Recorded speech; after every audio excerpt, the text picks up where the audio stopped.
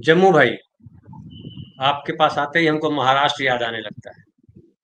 थोड़ा सा हाँ जाइएगा, महाराष्ट्र। थोड़ा सा विदेश जाइएगा, बाकी महाराष्ट्र पे आइएगा। महाराष्ट्र में आज जो है नामांकन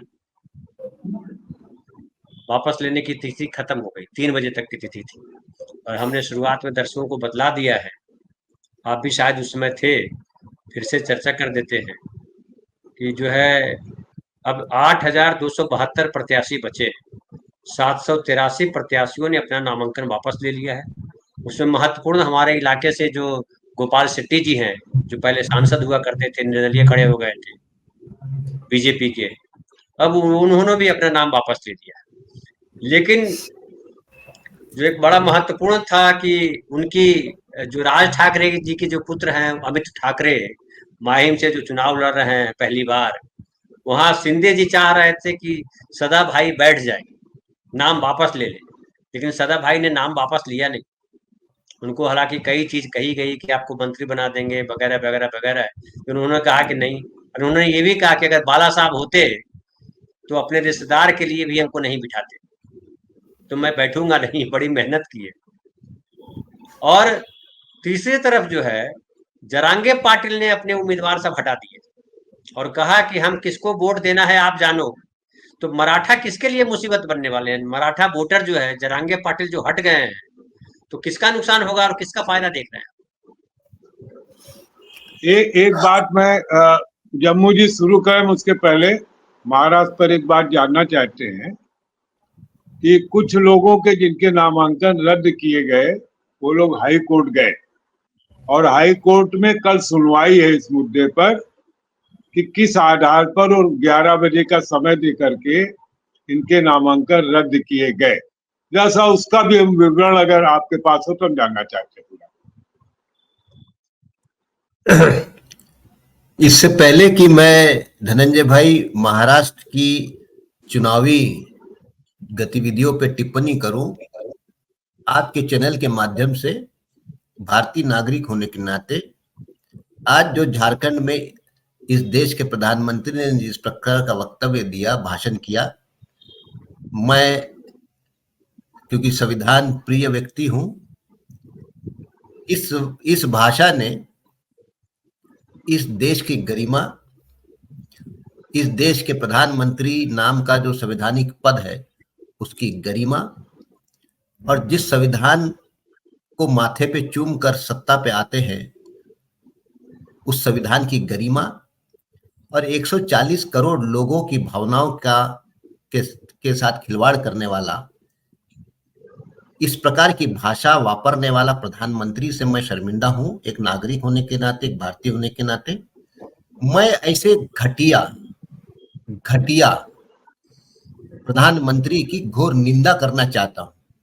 और मुझे कोई दिक्कत नहीं इस मामले में। मैं अपने प्रधानमंत्री की प्रशंसा भी कर सकता हूं, मैं अपने प्रधानमंत्री की निंदा भी कर सकता हूं। एक भारतीय नागरिक को संविधान ने दिया हुआ अधिकार है और उस अधिकार के तहत मैं सिर्फ प्रधानमंत्री की निंदा नहीं कर रहा हूं, मैं एक घटिया स्तर का प्रधानमंत्री, मतलब दुनिया में ऐसे भी छोटे छोटे मुल्क है जो, मतलब जहां बहुत लोकशाही का विकास नहीं हुआ, जहां जनतंत्र का विकास नहीं हुआ, बहुत ऐसा जिसको कहते हैं कि वैचारिक विकास भी नहीं हुआ होगा, ऐसे भी छोटे छोटे मुल्कों के प्रधानमंत्री या राष्ट्रपति अपने ही देश में चुनाव लड़ते समय इतनी घटिया और इतनी गंदी मानसिकता के बुनियाद पर प्रचार नहीं करते होंगे।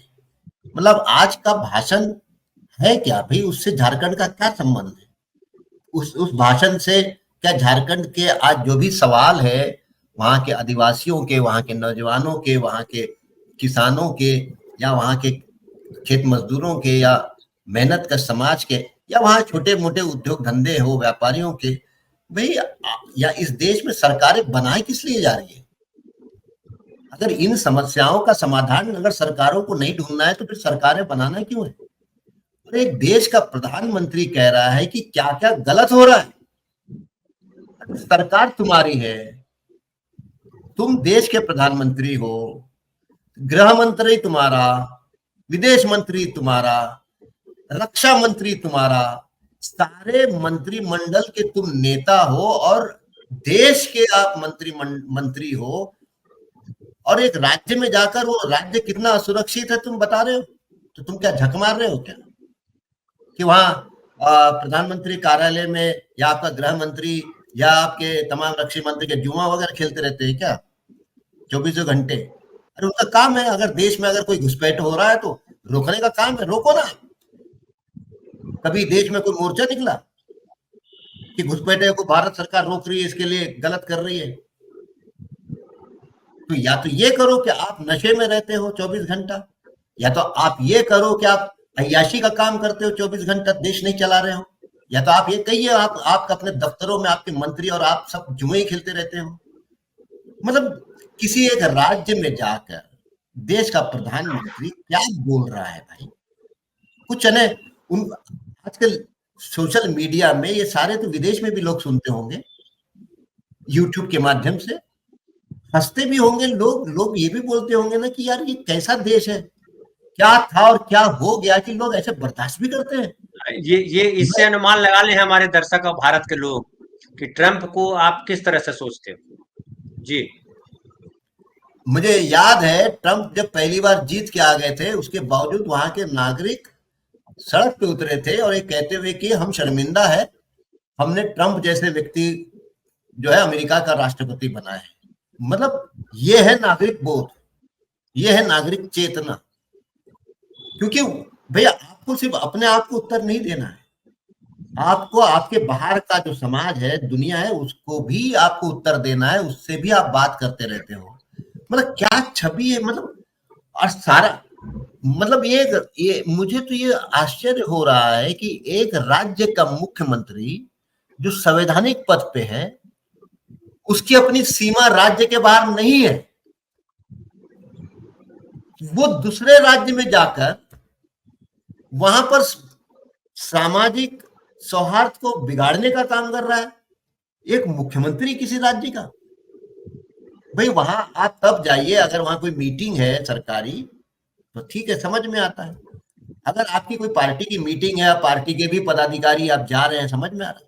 लेकिन एक राज्य का संवैधानिक पद पे बैठा हुआ मुख्यमंत्री दूसरे राज्य में जाकर इस प्रकार की द्वेष, जहरीली, सांप्रदायिक सौहार्द को बिगाड़ने वाली एक मुख्यमंत्री बोल रहा है। मतलब क्या हो रहा है इस देश में भाई?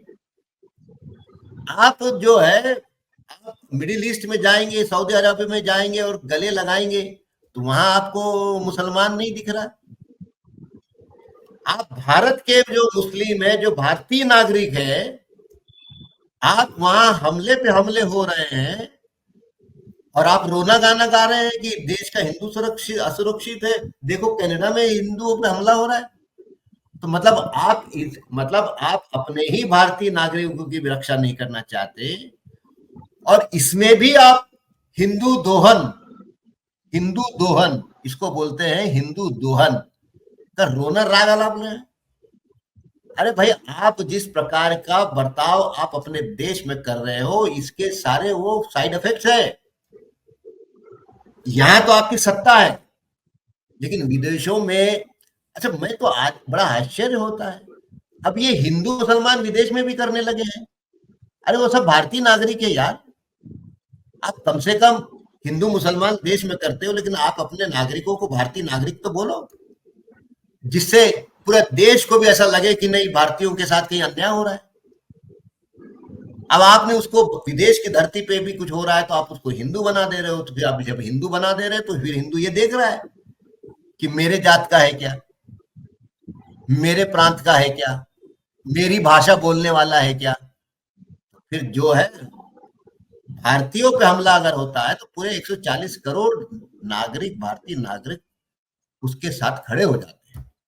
तो मतलब इन लोगों ने पूरे देश को इस तरीके से मतलब उसको तोड़ ताड़ के छिन्न भिन्न कर दिए भाई।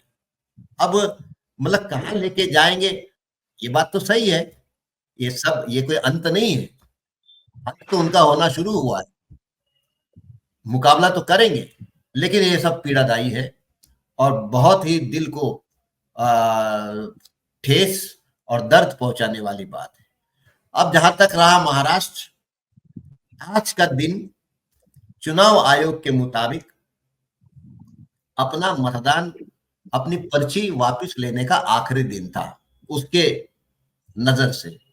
लेकिन राजनीतिक नजर से क्या है, आज का दिन महायुति जो है उसका शर्मिंदगी की दिन, उसको एक प्रकार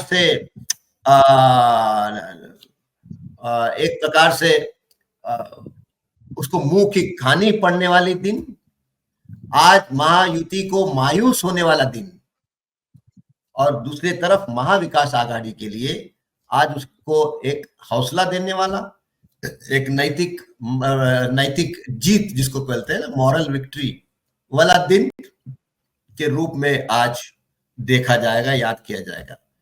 इसके लिए मैं 3 उदाहरण देना चाहता हूं कि महायुति के लिए आज क्यों डूम्सडे है। 3 बड़ी घटनाएं हैं। Number 1, Rashmi Shukla, director general of police, उसको चुनाव आयोग ने पद से निकाल के बाहर फेंक दिया, नंबर 1। नंबर 2, जरंगे पाटिल ने चुनाव लड़ने से इनकार कर दिया और अपने तमाम समर्थकों से कह दिया कि 3 बजे के पहले सब जाओ और फॉर्म वापिस ले लो। नंबर 3, 11 बजे वाली बात को लेके जिस तरीके से मुंबई उच्च न्यायालय ने जहां जहां ये घटना घटी है वहां के रिटर्निंग ऑफिसर्स को जम के पूछ लिया है कि और कल जवाब मांग लिया है, ये तुमने तय किए कैसे, तुमको ये अधिकार दिया किसने? ये भी एक बड़ा रोचक। थोड़ा सा मैं समय ले लेता हूं।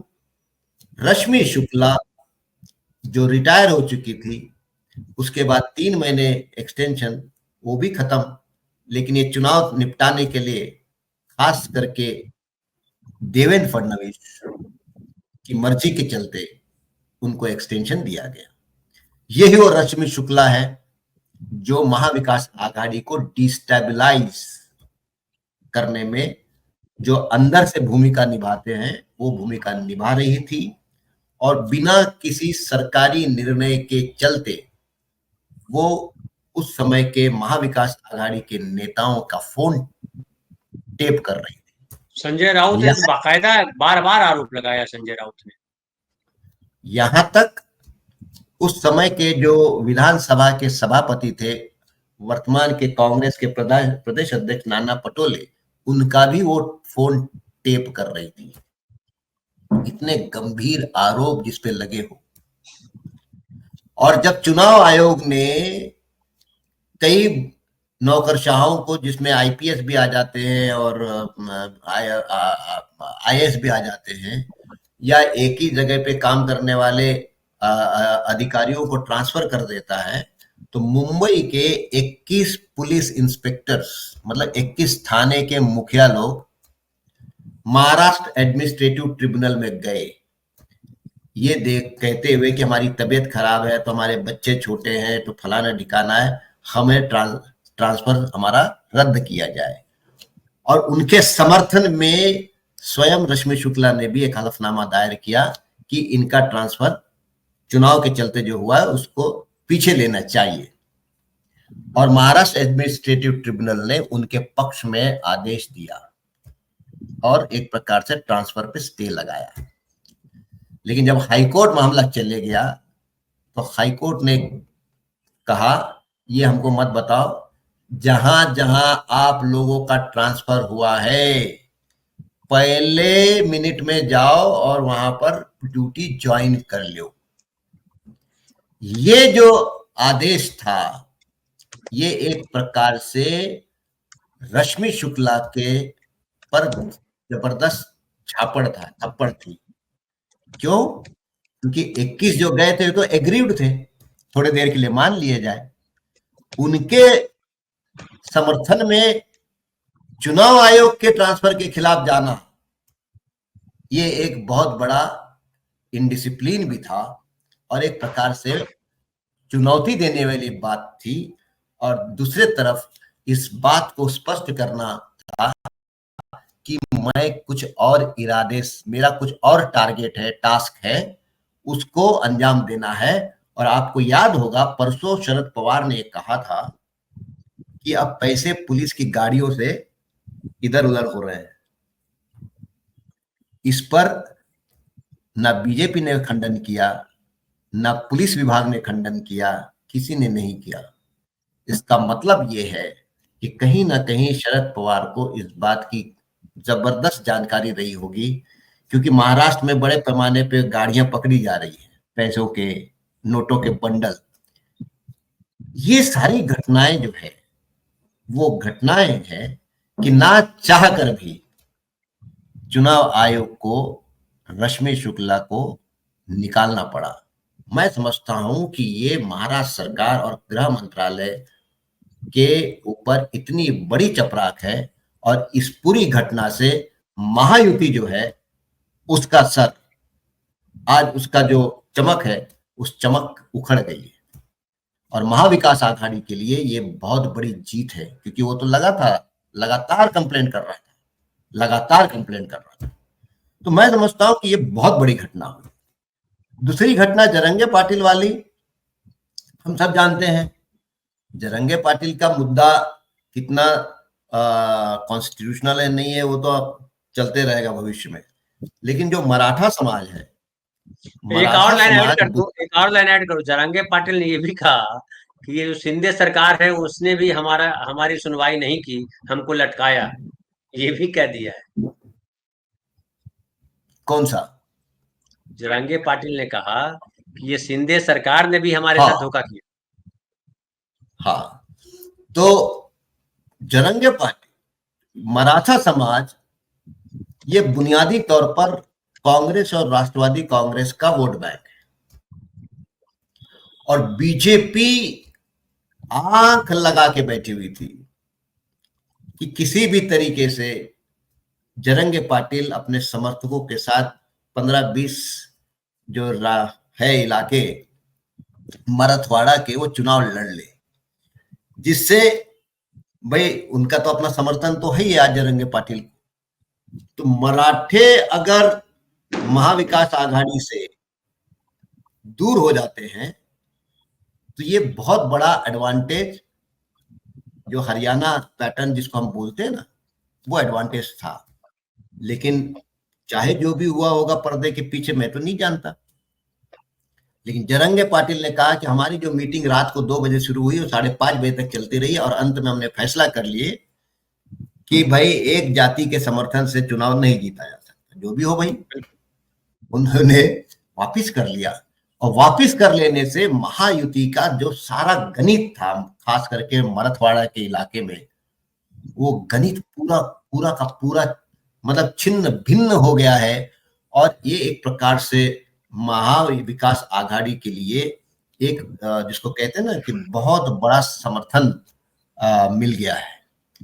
और मतलब तीसरा बताया जा रहा है, जम्मू भाई, मीडिया में मैं पढ़ रहा था कि 150 से अधिक विधानसभा सीटों पर मराठा वोटों से फर्क पड़ता है। वो ठीक है, 28% आबादी। लेकिन जरंगे पाटिल का जो ये है पकड़ है, वो पकड़ तो कोकन में नहीं है ना। कोकन में भी तो मराठे हैं,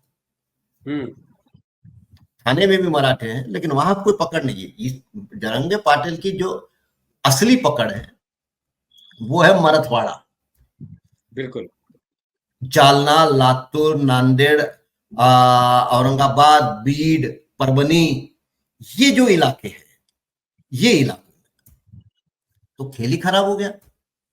और तीसरा जो हाईकोर्ट ने, अगर हाईकोर्ट ये कह दे कि भाई ये आपको कोई अधिकार नहीं था, जिसके फॉर्म आपने रिजेक्ट किए हो, निश्चित तो सारे इंडिपेंडेंट ही होंगे, आप इनका जो है सुनवाई करिए या इनको आप दीजिए। तो ये जो आज हुआ है और जो विद्रोह हुआ है, देखियो आज के आज दिन भर में अगर सबसे ज्यादा किसी की ऐसी तैसी हो गई है तो 2 लोगों की हो गई है।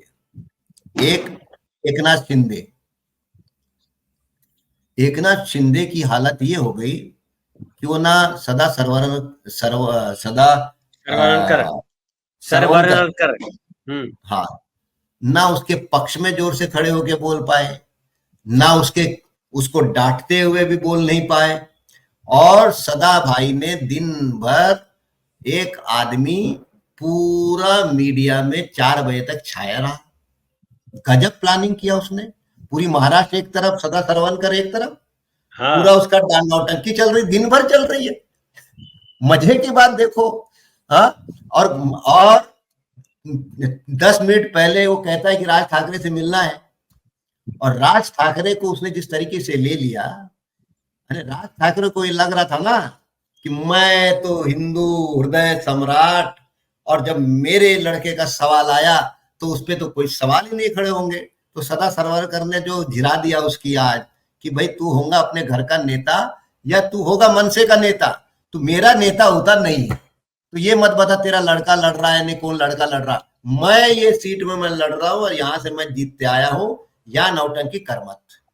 और इसके लिए सदा सरवनकर ने जो मतलब जो शिंदे ने रखनी थी शर्त कि ठीक है अमित ठाकरे को हम समर्थन करेंगे, लेकिन हमारे खिलाफ तूने जो और 10-12 उम्मीदवार उतारे होंगे वो तो वापस कर। और उधर बीजेपी वाले मतलब जिस अमित ठाकरे को बिन शर्त समर्थन की घोषणा करते हैं, लेकिन दूसरे तरफ महायुति के उम्मीदवारों के खिलाफ राज ठाकरे को अपने उम्मीदवार वापस लेने के लिए दबाव नहीं बना सके। मतलब इसे समझ में आता है कि महायुति आज वो दमखम के साथ चुनाव नहीं लड़ पा रही जहां वो टर्म्स डिक्टेट कर दे। बिल्कुल सही। ये सब देखने के बाद आज आखिरी दिन था, महायुति की संयुक्त पत्र परिषद नहीं हो सकी। लेकिन दूसरी तरफ आज संयुक्त पत्र परिषद महाविकास आघाड़ी की हुई और उसने एक मैसेज दिया कि हमने लगभग हमारा जो भी विद्रोह वगैरह इधर उधर था हमने सब ठीक ठाक करके सब मिलके लड़ रहे हैं। तो ये जो एक पॉजिटिव मैसेज, एक अलायंस का पॉजिटिव मैसेज, और एक अलायंस अपने बीच में 10-12 सीटों को लेकर जो चर्चा चल रही थी उससे उभर कर एक सकारात्मक चेहरे के साथ आज 4 तारीख जो है आखिरी दिन महायुति ने जिस तरीके की अपनी एकता को प्रदर्शित करने में कामयाब हुई, वहां महायुति जो है आज पत्र परिषद तक ले नहीं सकी। कुल जमा यानी पॉलिटिकली जो सरगर्मियां के चलते अगर उसको राउंड अप अगर करते हैं, आज का दिन महाविकास आघाड़ी का दिन था।